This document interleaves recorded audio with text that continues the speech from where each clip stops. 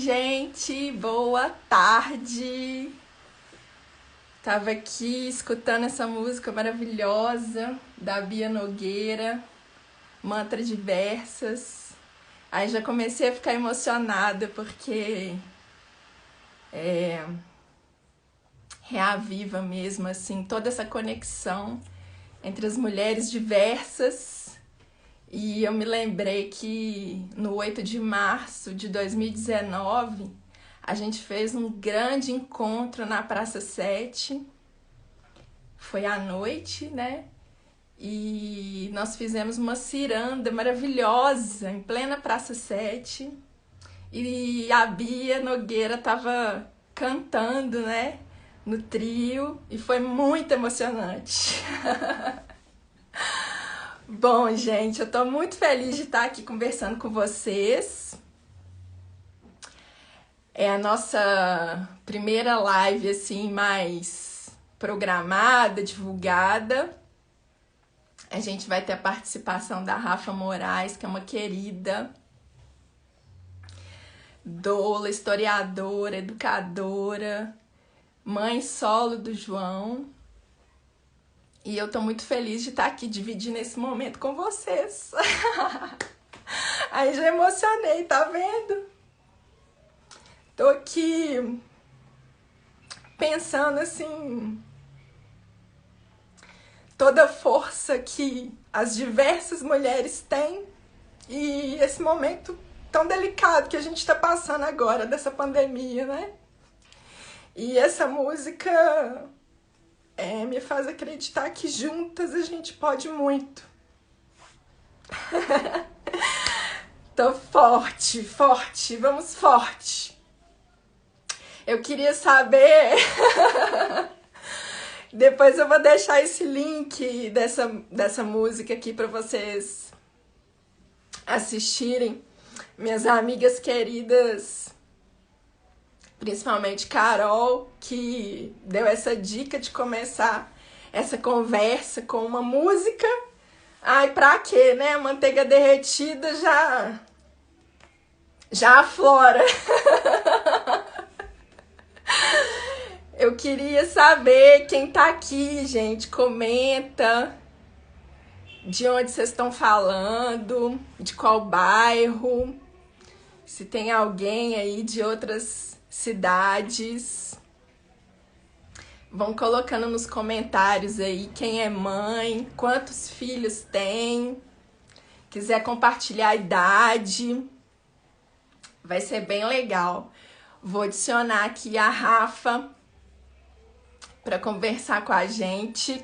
Rafa, querida.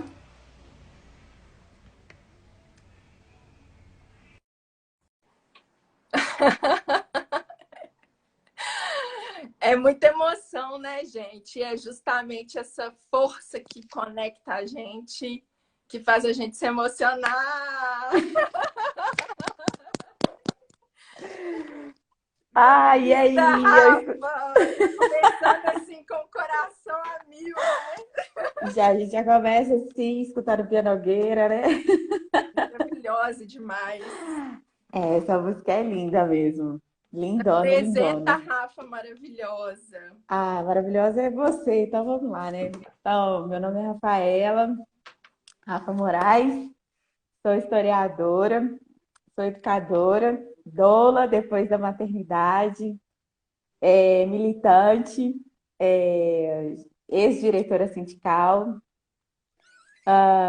Enveredei para esse mundo da maternagem, e aí veio esse mundo do parto, né? E daí veio, se desdobrou num monte de outras coisas. Então, me tornei terapeuta holística, consultora em amamentação, educadora perinatal. E, atualmente, mãe solo aí do João, de 2 anos e 8 meses. O bonitão que falou, não esquenta. Tá lindo demais. Você Participou viu? mais cedo no nosso teste, né? Ele Tá tá muito enorme. grande. Conheci ele pequenininho, né? Quando você fez o Não curso com a foi? gente de doulas. Ele tava Foi. lá, formou doulinho também. Formou doulinho, doulinho e doulinho avançado. E é uma gracinha essas crianças que crescem nesse meio, né, Rafa? A gente vai fazer chá de É, bênçãos, eles vão com a gente, gostam de massagear os pés das gestantes, é, usar os olhinhos essenciais. É muito fazer uma fofo. massaginha. É, eles gostam. Então, ainda não tive uma oportunidade assim de ir com o João.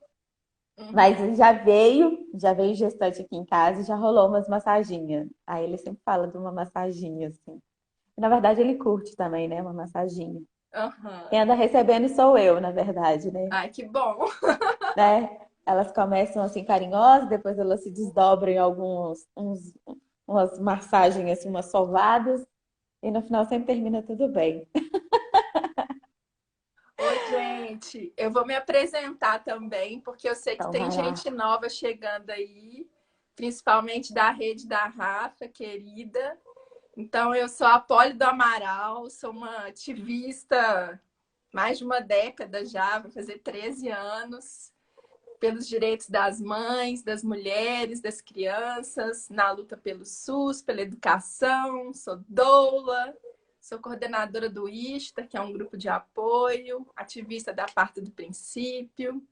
Aqui em BH a gente está na luta também pela abertura da maternidade Leonina Leopoldo, que a Rafa também faz parte, né, Rafa? É, Um coletivo que chama Nasce Leonina, que reúne várias entidades de profissionais, coletivos de mulheres, conselho de saúde. A gente está apoiando aqui em Minas também um projeto super importante, que é o Segura a Curva das Mães, e também tem tudo a ver com o nosso papo aqui de hoje. A gente fala mais sobre isso um pouquinho daqui para frente. E também sou pré-candidata a vereadora. Vai ser a nossa terceira eleição, né? vai Mães dar por certo. direitos e com muita vontade de fazer valer mesmo, né? Nossos direitos de mães, de mulheres, das crianças.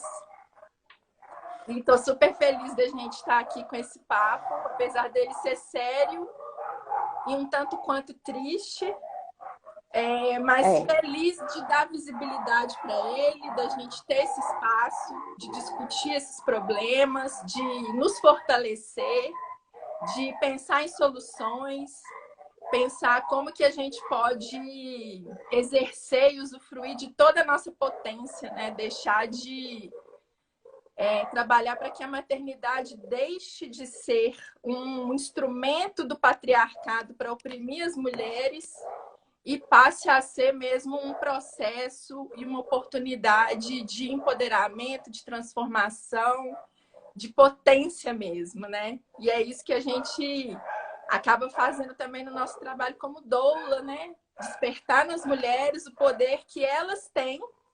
sim. E aí, depois que a gente vira doula, a gente quer ser doula de tudo, né? Não só de parto mais.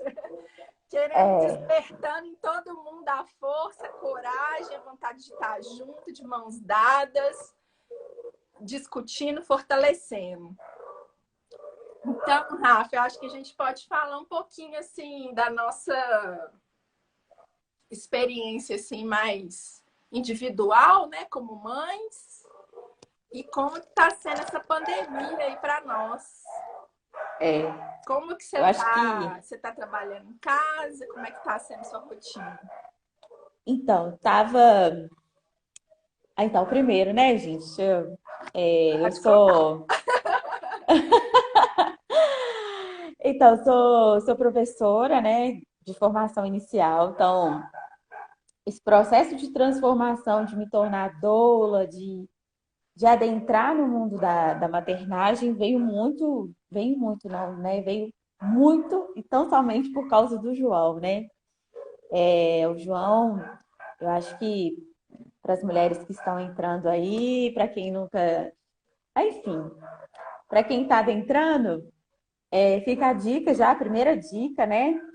Por mais que eu tenha algumas reticências, assim, com alguns pontos da obra dela, mas leiam a Laura Gutman, né? Maternidade, o encontro com a própria sombra. Eu acho que quando ela vai falar disso, né, desse encontro com a sombra, eu acho que no meu caso não abriu, não foi uma sombra, abriu foi um vale. E, e é isso, eu questionei o meu parto, questionei a minha profissão, questionei um monte de coisa, e foi a partir dessa abertura, desse encontro comigo, desse renascimento, que eu fui entender o que de fato tinha acontecido comigo no puerpério e fui então procurar então. Né? Eu tive uma doula, passei por essa experiência, e aí sim, a gente quer doular tudo. E até então eu estava afastada, estava de licença, a gente estava participando de uma greve, muito legítima, diga-se de passagem, viu, gente? Como todas as greves que são reivindicadas aí por todos os trabalhadores, e, e a educação tava ali se articulando, e, e aí veio o isolamento, né?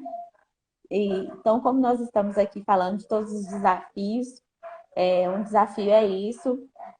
Se, no, se numa esfera macro a gente tem um processo muito de abandono da gestão pública, né, na esfera federal, na esfera estadual, acho que ela não é diferente. Né? A gente tem uma total desregulação, não sei se desregulação é a melhor palavra, mas um total descrédito da coisa pública. Né? Então, frente a isso, foi que a gente e que todos os profissionais da educação entraram, assim, sem saber de fato onde estavam entrando. E como estão até hoje, né? Acho que Polly vem de um futuro aí já, ela perpassa por isso, né? Ela deve estar o quê? Com uma adolescente numa escola estadual e duas outras E as três estão na na, municipal. na municipal ainda. 13, O buraco, 13 11 e 5. o buraco ainda A está escola municipal razoável. que elas estão tem todo o ensino fundamental, né? Então, Então, assim, tá menos embaixo, né? No estado, o buraco tá lá na mesosfera, né? Então, para quem acredita, né, num processo de educação emancipadora, libertária, crítica, que vá, sim, construir de fato um conhecimento, que vá de fato construir um ser humano com inteligência emocional suficiente para lidar com todas essas questões, de fato, a educação que está sendo proposta nessa atual conjuntura, ela não condiz com isso que nós estamos passando, assim.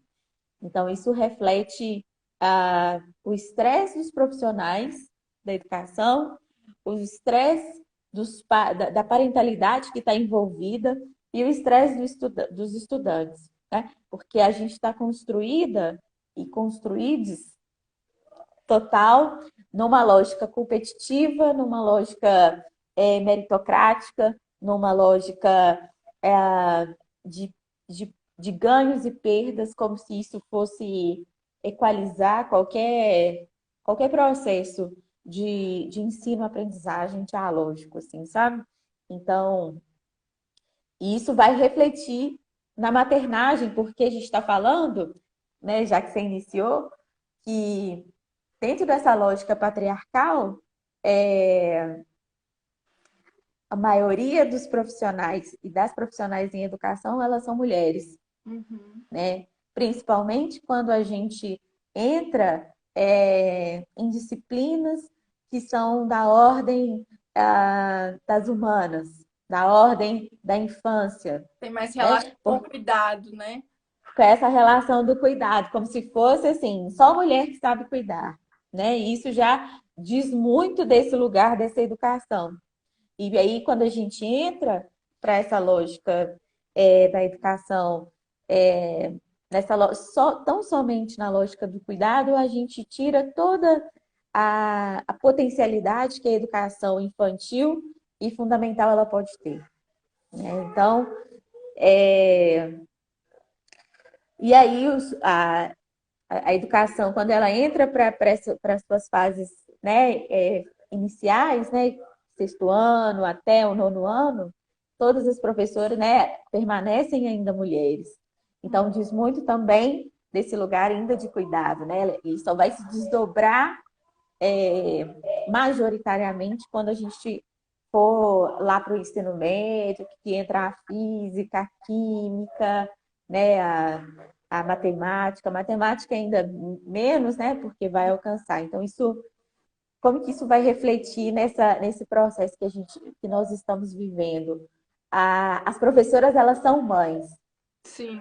Então, a gente está falando de uma sobrecarga dupla, né? Porque elas estão em processo full time, tendo que lidar com as suas próprias demandas particulares, de casa, de educação dos seus próprios filhos, e ainda ter que conseguir produzir um conhecimento, uma lógica de diálogo com pessoas que também estão sobrecarregadas e que, de certa maneira, é, são analfabetas digitais, né? Porque até então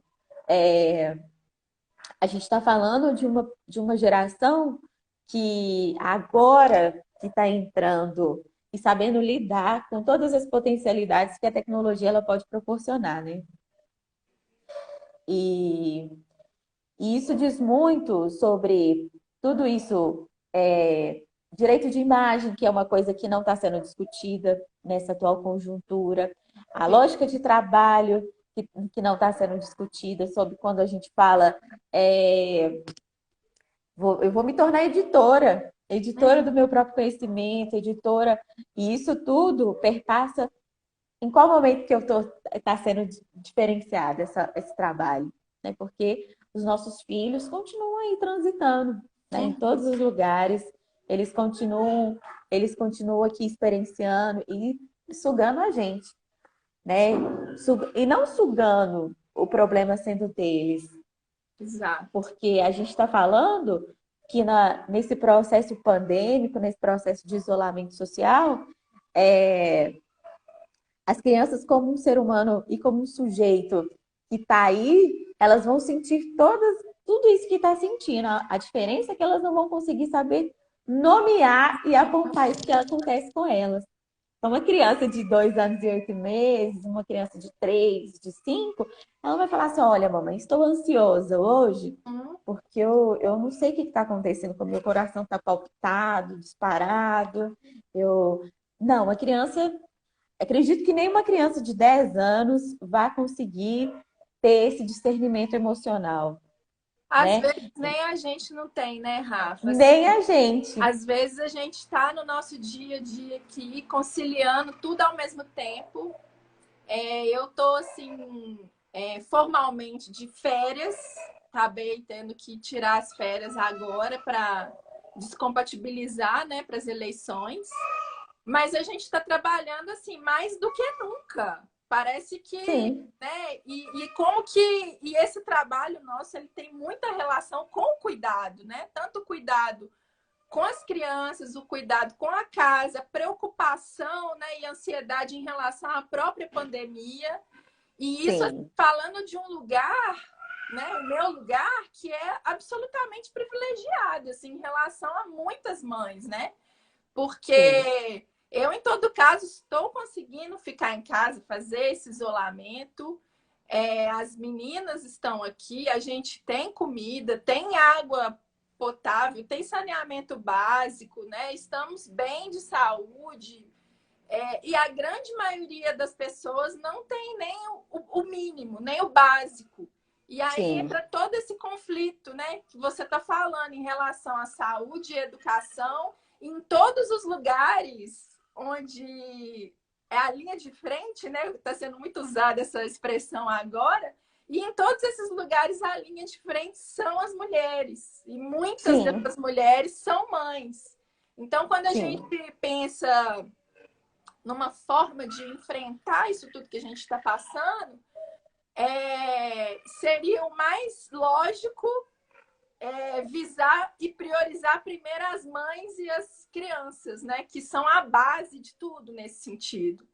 É, Porque quando você não cuida das mães, não cuida das crianças, você não garante os direitos básicos, elas ficam impedidas, inclusive, de conseguir fazer esse isolamento, né? Então, várias trabalhadoras informais, desempregadas. Chama o João para conversar com a gente. Ele vai dar uma volta. Várias trabalhadoras ambulantes, trabalhadoras informais e até determinadas ocupações que não eram para ser consideradas essenciais, mas por causa da nossa estrutura patriarcal e racista, essas mulheres continuam tendo que buscar o seu sustento, né? Por exemplo, as empregadas domésticas, diaristas e tudo. Quando elas precisam fazer isso, romper com esse isolamento, elas estão colocando a própria vida delas em risco e toda essa iniciativa de conter essa toda uma cadeia. Então, o principal é garantir, né? Então, assim, tem a luta pela renda básica, que é uma pauta antiga e que agora, né, com a pandemia, veio a se concretizar com esse valor de R$ 600, que ainda é muito pouco. É um pife o valor. O desgoverno queria dar só 200, né? E aí, por uma pressão da bancada do PSOL, junto com toda a frente progressista de esquerda, conseguiu triplicar, já foi um ganho. Fazer esse valor ser em dobro para as mães solo, mas que a gente vê também que encontra vários dificultadores, né? Muitas mães não conseguiram acessar essa dupla cota, vários problemas de cadastro no sistema, e eu tenho acompanhado muitos casos nesse sentido, e as próprias mães desistiram de pleitear os 1.200 porque conseguiu 600 e falou assim, não, eu vou garantir os 600 que é melhor do que nada.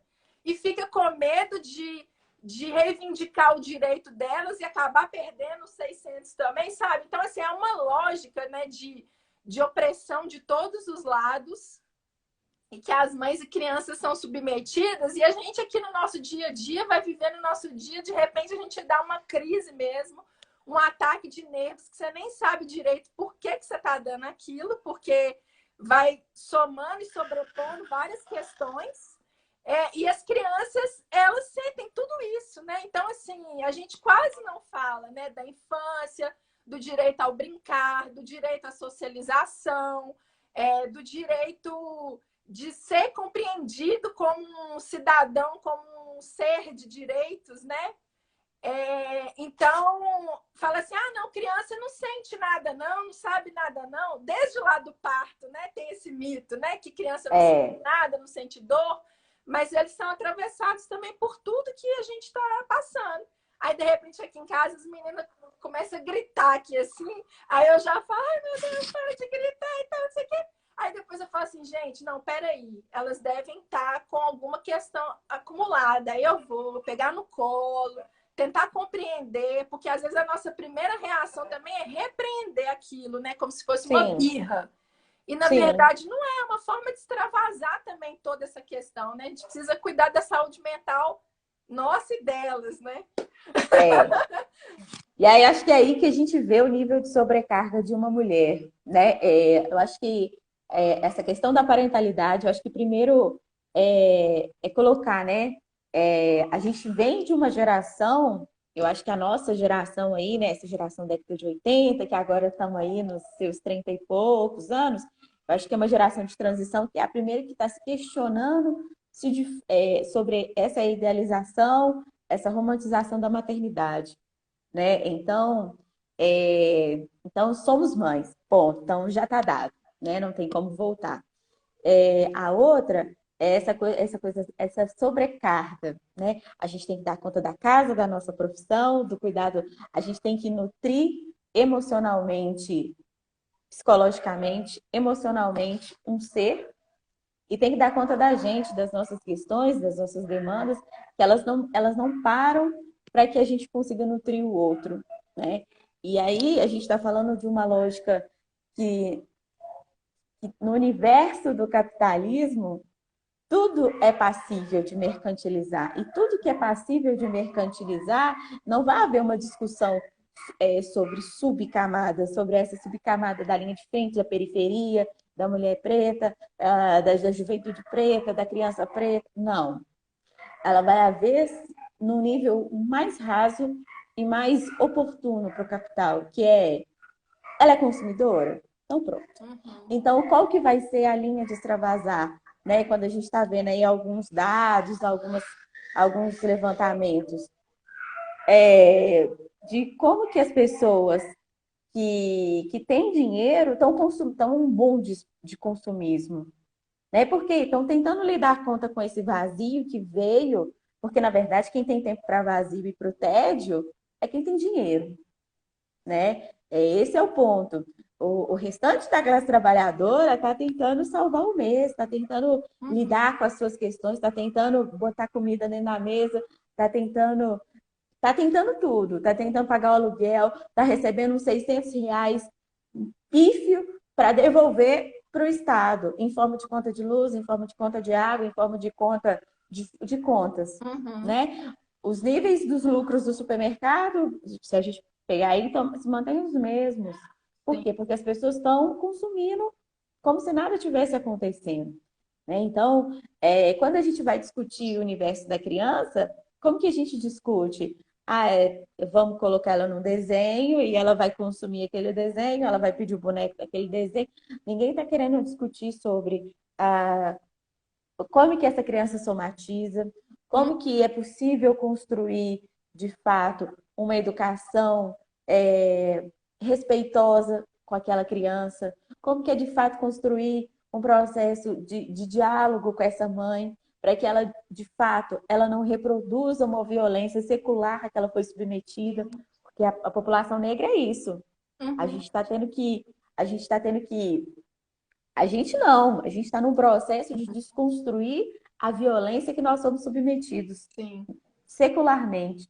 Então, pensar qualquer processo educacional é, teria que ser de uma outra ordem, porque nessa todo mundo está muito mais preocupado em sair vivo, em saber como que vai sair, Uhum. em saber como que vai chegar as coisas à mesa, do que propriamente pensar numa educação tradicional, convencional, que é a física, a história, por mais que sejam todas importantes, mas não é a prioridade agora, sabe? Então, pensar nisso, teria que pensar numa outra perspectiva e num projeto político de longo prazo, É. né? Não esse projeto político que está aqui tentando ser um mediativo, botar um monte de placebo e colocar crianças na frente da tela, né? Que é uma coisa para, né, para quem é da psicologia, para quem é da neurociência, vai falar assim, que a tela para criança, como assim? Você vai expor uma criança numa tela,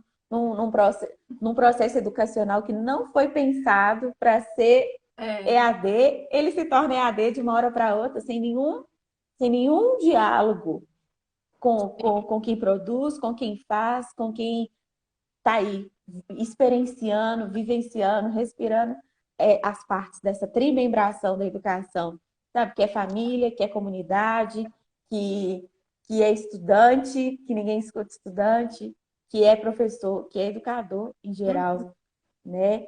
Então, é, isso diz muito da forma de família também. Isso diz muito, por exemplo, da nossa live, quando de todas que nós estamos vendo aí, todo mundo entrando, só vi um homem até agora. Isso diz muito sobre isso, porque quem está à beira de ter um ataque de nervos são as mulheres, porque elas estão sobrecarregadas, Uhum. né? E aí, né, nesse processo de construção que faz do homem, coloca o homem sempre levando como piada, né? Sim. Levando numa tranquilidade, numa suave, numa Uhum. boa, enquanto a mãe e a mulher, mais uma vez, é colocada nesse lugar de triste, de louca, de má, porque esse é o lugar que é reservado para nós, enquanto profissional, enquanto mãe, enquanto mulher, sabe? Era para a gente estar fazendo discussões infinitas sobre família, sobre o papel da mulher, sobre o papel do homem, sobre o papel da criança, sabe?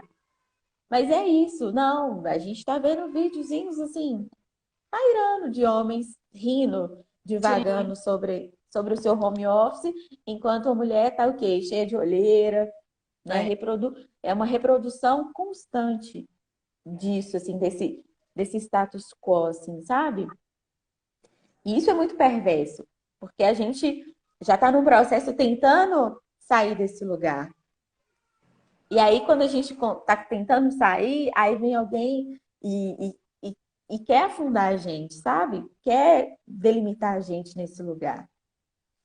E, e isso dificulta qualquer ação, qualquer conversa, qualquer construção de diálogo, porque ainda a maioria de nós, mulheres, somos colocadas por uma série de uma construção de que somos competidoras. A sim. gente não está uma com a outra, estamos competindo. Então, isso ainda dificulta mais ainda quando a gente vai falar com qualquer mulher que não seja um grupo que a gente tem afinidade, falar assim, olha, nossa, tá difícil para mim. Não, nossa, tá para você? Não, para mim tá tranquilo. Sabe por quê? Porque é fruto dessa construção competitiva que a gente Sim. foi submetida. Dá difícil para todo mundo. Geral tá surtando, geral tá enlouquecendo, geral tá ficando desesperada, sem perspectiva, já Uhum. sem saber o que que faz, porque até então, né, quando começou em março, era isso, era ficar em casa, nós já estamos aí Tem entrando, né, dias, mais de 100 dias seus já. cento e poucos dias, e Cento, acho que batendo 100. a morte né, batendo na casa dos seus 60 mil, por quê? Porque a gente não teve nenhuma medida de nível de gestão para Hum, lidar com isso. Pelo contrário, os gestores, né? E aí a gente entrou num polo muito dicotômico, né? Porque assim, um gestor falou que era uma coisinha rasa, o outro falou que podia continuar aberto. A gente tem um gestor municipal que, do uso da sua autoridade, do seu autoritarismo, tomou atitudes sem diálogo, mas aí a gente acha que é bom, porque se não teve nada de uma esfera maior, hum, o menos ruim, aí a gente entra na lógica novamente do menos ruim, que é o exato. menos ruim, é autoritário, mas tomou medidas que deveriam ter sido tomadas lá atrás, assim, sabe? Então, é, isso é perverso quando a gente, porque assim, maternar é um ato político, paternar é um ato político, ser criança, é, tudo é da ordem do Tipo, político, uhum. né? Disso Então, aí que você está falando, né? Que enquanto a gente está aqui, né? Gerindo, gestando, parindo, cuidando, maternando, gerenciando, fazendo tudo ao mesmo tempo e sobrecarregadas, as decisões estão sendo tomadas, né? sim, E estão sendo tomadas na direção que nos mantém nessa condição, né? Então, eu acho que por isso também que é importante a gente compreender como que isso tudo está relacionado, né? Como que a nossa vivência cotidiana está relacionada com o todo, até para a gente pensar formas de romper com isso. E eu acho que disso que você falou no início, né, das telas, e eu estava achando assim curioso, porque eu tenho muito essa cobrança, né, de fazer o que é mais correto na educação e tal. Então, assim, alimentação saudável. Fico me cobrando sobre determinadas coisas que muitas eu não consigo fazer, mas sempre com esse olhar atento, né? Questão da amamentação, não usar mamadeira, não usar chupeta. Aí a questão das telas, a mesma coisa e tal. Então, assim, para mim, até o ano passado, era assim, impensável pensar uma criança de 2 anos com um celular na mão, né? E para muitas professoras compartilhavam com isso. E hoje a gente está vendo vários vídeos, né, de projetos, de atividades remotas que as crianças têm como única forma de interagir, muitas vezes com os colegas, com as professoras, o uso da tela. E muita gente achando bonito e tal. E eu pensando assim, gente, eu acho que eu estou ficando realmente assim fora da órbita, porque assim é o que tem para hoje. Mas eu acho que o principal problema é isso não ter sido debatido e não ter sido planejado. E, ao mesmo tempo, igual, por exemplo, né, a rede estadual, ela partiu para uma solução sem diálogo nenhum com ninguém e que mais causou problema do que solução de fato e fez alguma coisa. Por outro lado, a rede municipal aqui tomou as medidas que eu considerava certas, né? Que é suspender tudo, não preocupar com conteúdo e etc e tal agora, porque eu acho que o melhor conteúdo que a gente pode discutir agora com as crianças, nas famílias, é justamente isso que a gente estava falando aqui, né? Qual que é a relação dessa pandemia com o nosso cenário político, com a nossa vida cotidiana? É tudo junto e misturado, né? E isso é uma Sim, oportunidade incrível das pessoas compreenderem, né? Delas se é, libertarem também desse pensamento que só quer produzir mão de obra para dar lucro para os grandes empresários. Então, eu acho importante, né, que não esteja focado em conteúdo agora, que a gente precisa garantir vida, direitos básicos, mas, ao mesmo tempo, muitas mães também já têm questionado isso, que também está demorando demais a fazer alguma coisa. Porque, além de não estar se planejando muito bem como vai ser a educação daqui para frente, né, como uma garantia de direito de toda criança, por exemplo, toda criança tem direito à educação, além de não estar se pensando isso com a devida importância, os direitos fundamentais também não estão sendo garantidos. Então, assim, as crianças estão ficando sem escola dentro de casa, as mães que têm trabalho, conciliando teletrabalho com trabalho doméstico, com atividade escolar, muitas discussões sobre quando vai ser a retomada das escolas, retomada do comércio e tal, mas ninguém pensa com quem que essas crianças vão ficar, porque muitas mães já voltaram a trabalhar, né? E sim. não tem com quem ficar. Então, por exemplo, as professoras da rede municipal mesmo, que foram convocadas para o teletrabalho, muitas delas com dois cargos na prefeitura, né? Porque um só não Sim, dá conta para sustentar a casa, então tem dois cargos. Então, sim. como que uma professora, mãe de 3 filhos, vai fazer teletrabalho, e sendo que os filhos delas também estão fora da escola? E como é a garantia de vida para essa mãe também, né? E aí Sim, tem gente que fala assim, ah, não, mas servidor público é privilegiado, porque pelo menos tem o salário. Não, tudo bem, concordo que tem muito mais acesso e direitos do que muitas pessoas que nem salário não têm. Mas falar que uma professora é privilegiada, para mim, é demais, assim. é. Eu acho que Porque, a gente assim, está na no. verdade, a gente tá tão mal de tudo que, né, que as poucas pessoas que têm acesso a algum direito estão em condição privilegiada em relação à maioria. Isso é muito triste, né? A gente Sim, precisa que todo mundo tenha acesso ao mínimo. Então, por exemplo, na é. Curva das Mães, que é esse projeto que a gente está apoiando aqui em Minas, o ISTA, uma ajuda emergencial de R$ 150 para mães que se cadastraram na primeira e na segunda chamada. A primeira chamada foi em março, a segunda chamada no Dia das Mães. Abriu 1.000 vagas, em menos de 12 horas se esgotaram. E não para de fazer mãe contato com a gente, querendo saber como faz para participar. O valor 150 é muito pequeno, mas é o que tem. Então, assim, a gratidão que essas mães ficam de estar recebendo esse dinheiro, mas que, na minha opinião, é direito delas. Então, assim, a Thaís Ferreira, né, que é uma das idealizadoras do projeto lá do Rio, uma lutadora também maravilhosa das maternidades e infâncias, ela fala que, no fundo, isso também é uma forma de transferência de renda. Então, assim, tem algumas pessoas doando para passar para essas mulheres para tentar sanar algum problema emergencial, a falta de um gás, de uma água, de uma verdura, leite, né?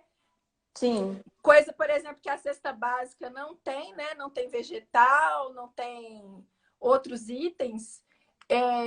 Então, precisa, mas ao mesmo tempo a gente não pode deixar, né, que a nossa solidariedade em ajudar as pessoas que mais precisam, isso é urgente, nos paralise apenas nisso, né? Porque a gente tem que responsabilizar o poder público, é obrigação dele garantir renda mínima, comida na mesa de todo mundo, moradia, saneamento básico, né? Então a gente tem Esse é que um ir ponto. atuando nas duas frentes, né? Tentando Isso, ajudar no emergencial aqui, mas com foco em como que a gente faz para fazer uma transformação verdadeira, porque também não dá para ficar vivendo de doação, né?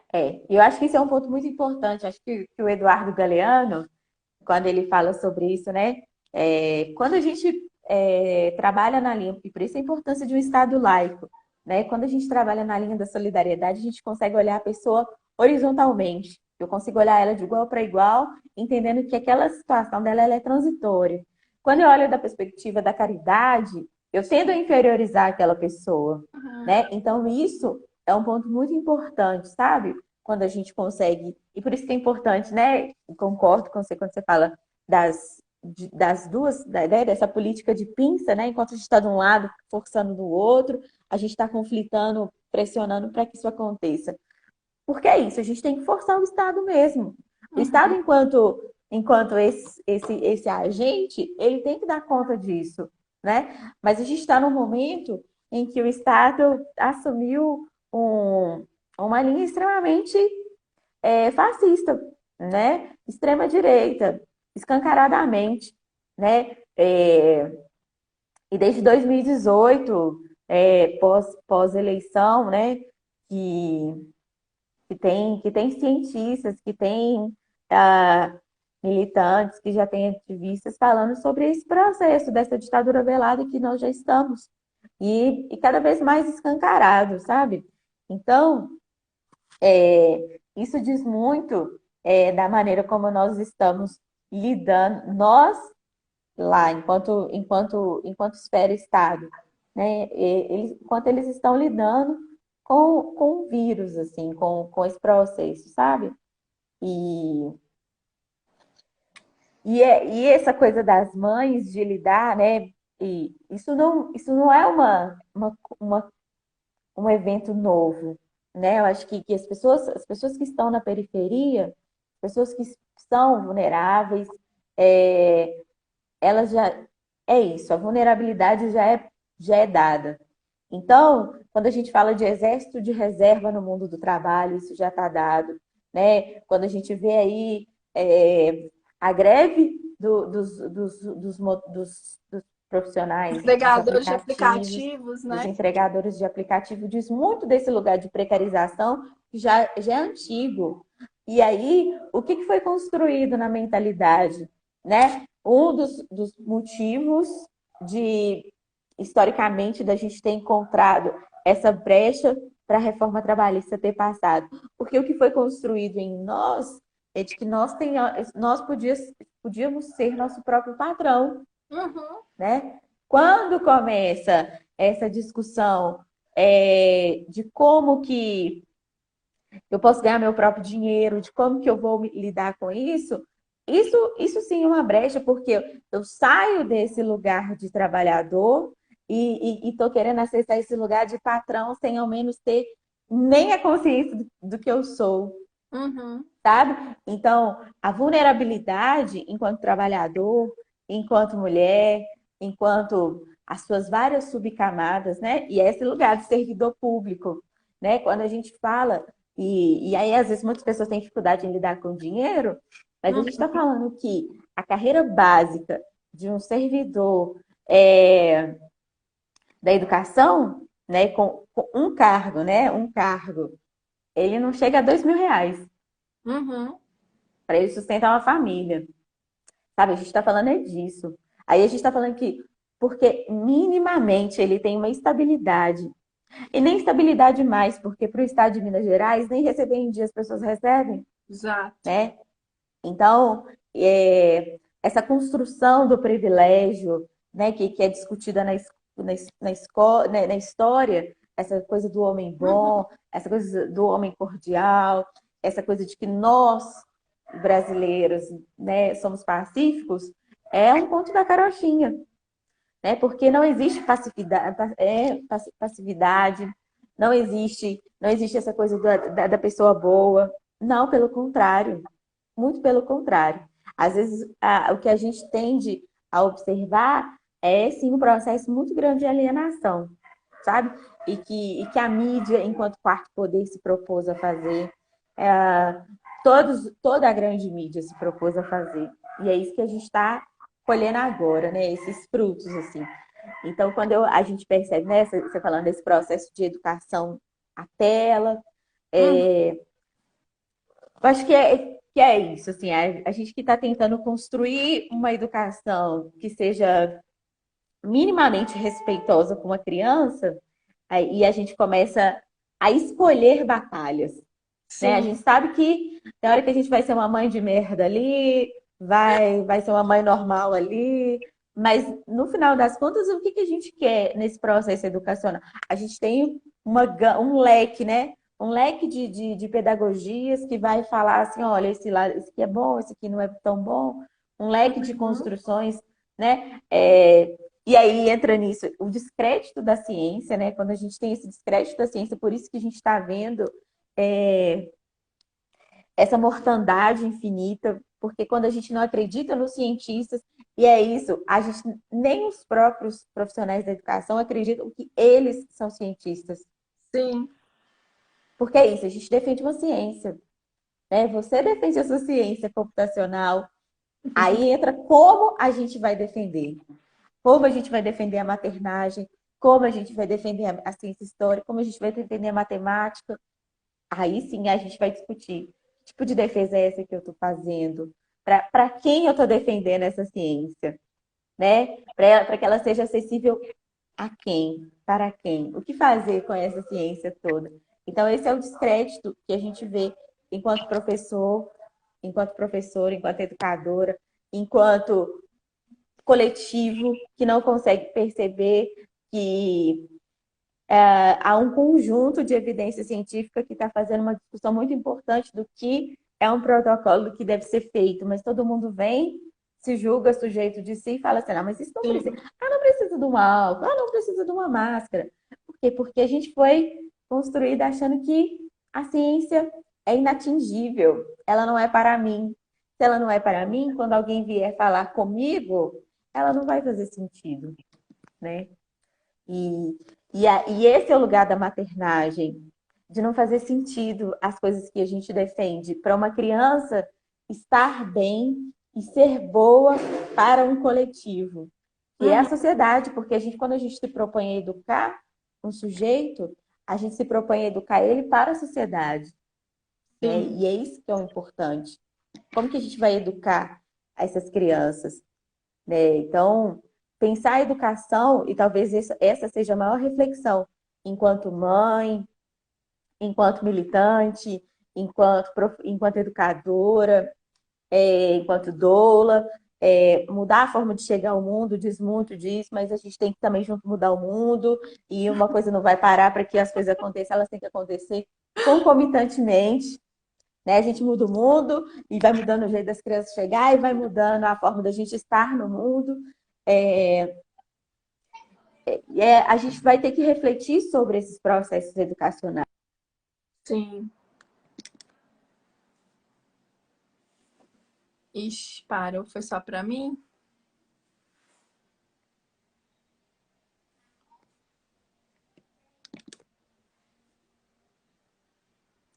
E aí, gente, pra vocês também tá parado?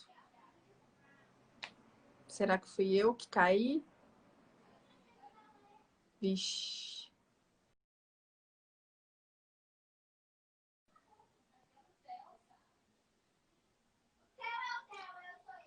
Vocês estão aí, gente? Deixa eu chamar ela de novo.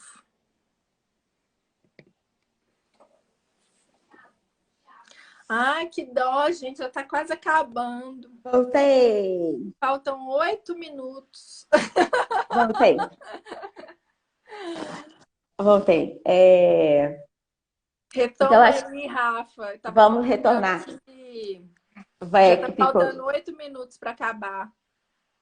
Então, acho que é isso. A gente vai ter que repensar os processos educacionais, sabe? Esse modelo que é colocado, que as crianças têm que ficar sentadas 4 horas em silêncio, esse Uhum. modelo que as crianças têm que ficar em silêncio, esse modelo que tem que ser uma sala cheia e uma pessoa, uma professora, um educador para Sim. 40, né? 40 pessoas.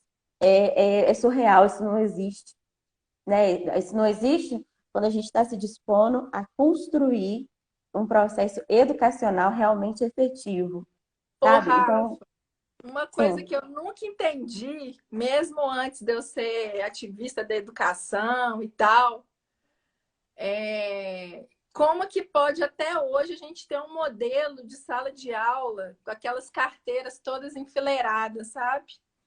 E eu pensava assim, gente, isso não dá certo. E aí eu fico, depois que eu comecei, me tornei doula e tal, coordenadora do ISTA, e a gente adora fazer uma roda, né?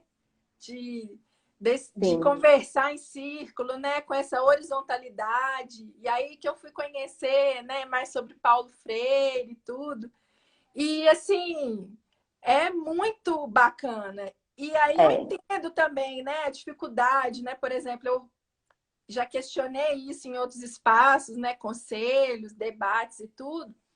E as professoras muitas vezes falam que nas condições que elas têm, elas não conseguem fazer diferente, né? Gera é, tanto tumulto, tanta coisa. Você propor, por exemplo, fazer uma roda na sala de aula, aí depois a aula seguinte o professor não quer, aí volta tudo, aí toma não sei quanto tempo. Então, assim, coisas simples que não eram possíveis de ser colocado em prática por causa de toda a estrutura que a gente vive e que parece que é uma coisa isolada, mas que faz parte de toda uma forma de funcionar, né, desse sistema sim. mesmo, né? E agora a gente vai ter que partir para uma outra coisa totalmente diferente. Eu E acho que que eu até tenho defendido assim, que é a participação das pessoas para pensar como que vai ser isso agora, né?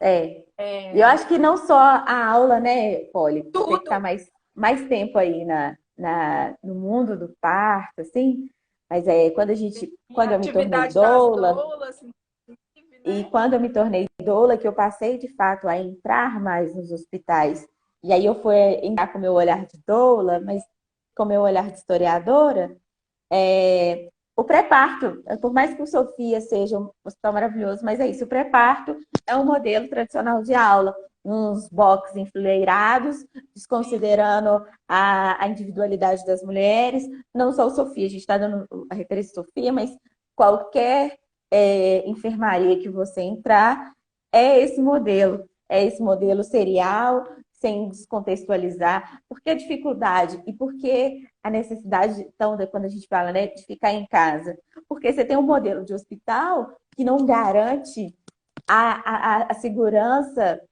da saúde de ninguém, Exato. né? Quando a gente coloca várias pessoas uma ao lado da outra, sem desconsiderar a distância, é isso, você está enfileirando, você está objetificando corpos, você tá anulando a individualidade daquele sujeito, daquela sujeita, da forma dela de chegar ao mundo, da forma dela de adentrar o hospital para parir, da forma dela em aprender, né? Como se o conhecimento, como se tudo fosse reto, fosse uma linearidade que não existe, né? Uhum. Então, é, o hospital diz muito sobre isso, a educação diz muito sobre isso, as formas de experienciar, porque a gente entendeu, e isso diz muito sobre, e quando a gente vai, né, já que você falou que está faltando um pouco de tempo, mas quando a gente diz muito desse lugar das mães em nervos, é porque é isso, foi construído que uma pessoa só é capaz de lidar com a totalidade. E aí, qual foi essa sujeita escolhida? A mulher, A Uhum. mulher que é mãe vai dar conta da casa, do filho, da profissão, da criança, dela, do autocuidado e uma série de coisas. Uma profissional que é educadora, ela vai dar conta de 40 crianças, de 40 saberes, de 40 educações, de 40. Uma enfermeira vai dar conta de 20 mulheres parindo, com desejos diferentes, com questões diferentes, com traumas diferentes, com emoções diferentes. Porque se a gente pensar em transformar a lógica dentro dessa estrutura que está colocada, vai ser o caos. E quando nós, qualquer profissional, e aí a gente pode pensar aqui na Miriam, na Odete, em Paulo Freire, em todos os profissionais que tentam destravar essa engrenagem e entrar dentro dessa engrenagem de transformar, adoece. Não por um acaso, as estatísticas educacionais que o sindicato, né, que o sindicato, seja das escolas particulares e seja das escolas públicas, tem, é isso, é um nível de adoecimento descomunal dos profissionais. Por quê? Porque não dá conta, emocionalmente é insustentável. E aí, se a gente for partir dos trabalhadores da saúde também, é Sim. insustentável esse modelo, né? Então, e aí você tem fala, né, profissionais da saúde que na sua maioria são mães e mulheres, e na educação que são mães e mulheres, estão adoecidas. Estão adoecidas porque elas não têm tempo para si, ela tem tempo para o outro. Então, até que ponto esse cuidado ele é saudável? Porque o cuidar do outro não é o problema. A questão é quando a gente esquece da gente, e começa só a olhar Ah, para o outro. Né? é, Então, o aí, Rafa, eu tenho dito assim, né, que meu ideal assim de vida, assim, de mundo que agora tá mais nítido, né? A gente precisa de um cuidado emancipatório, né? Promover um sim, cuidado emancipatório como profissionais, como mães, como cidadãs e cidadãos. E para a gente promover esse cuidado emancipatório, a gente também precisa estar numa uma posição emancipada, né? Porque senão a gente reproduz as opressões que a gente está sim. submetida, né? Então, assim, como que é importante a gente abordar tudo isso, tá tudo junto, misturado. E muito bom, assim, essa conversa que a gente teve aqui. Nossa, gratidão. Eu Eu que quero também agradeço. fazer uma roda de conversas para outras pessoas também falarem. A gente podia marcar um papo, assim, essa semana que vem. Acho que dá para conversar mais e trocar mais experiências. Queria agradecer muito sua presença, Eu que muito agradeço. maravilhosa. Que Eu que bom que você veio agradeço a participar. oportunidade. Um beijo Acho em que todo mundo foi aí um da família. falatório sem fim, né? Mas eu espero ter Pois contribuído. é, a gente tem muito para dizer, né? Tem, tem. Cinco, quatro. Eu acho que só